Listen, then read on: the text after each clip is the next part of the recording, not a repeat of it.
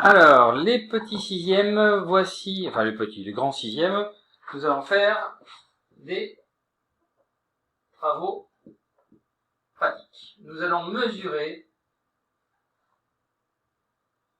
sur des objets circulaires le diamètre et la circonférence. Alors on va prendre une belle boîte de ratatouille, d'accord, que vous allez plaquer, une boîte de conserve quelconque, que vous allez plaquer contre une feuille. Alors moi je le fais au tableau, voilà. C'est pas super pratique, mais ça marche. Voilà, je peux le faire avec une... Alors évidemment ce sera un petit peu plus précis pour vous. Pourquoi? Parce que mon stylo est très épais. Voilà, je peux le faire avec un CD aussi. Voilà. Et puis, comme c'est à l'extérieur, évidemment, voilà. Donc j'ai fait pour deux objets circulaires, en l'occurrence une boîte de conserve et un CD. Qu'est-ce que je vais faire? Je vais prendre une règle et je vais tracer ce qu'on appelle une corde. Une corde, c'est une droite quelconque qui va traverser notre cercle. Je vais tracer à partir de là, de ces points, ici A et B, le milieu, ici C et D. Donc ici, je mesure, je tiens 9 cm, donc ça va faire 4,5. Voilà, j'ai bien le milieu. Et ici, AB, j'ai 10,6 cm. Donc ça va faire 5,3 cm ici. Alors évidemment, avec mes gros stylos, ce n'est pas très précis. Et là-dessus, je vais tracer une perpendiculaire.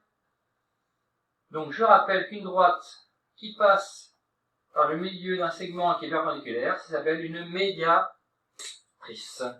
Je vais le faire une deuxième fois. Très bien, hop.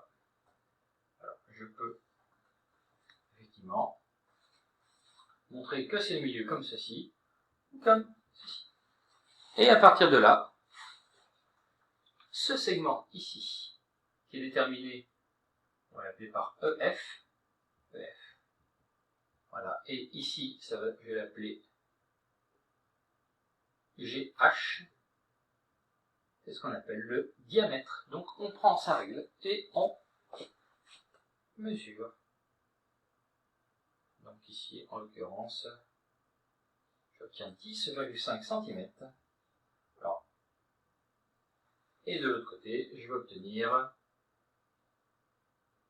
12,3 cm, 12,4 cm.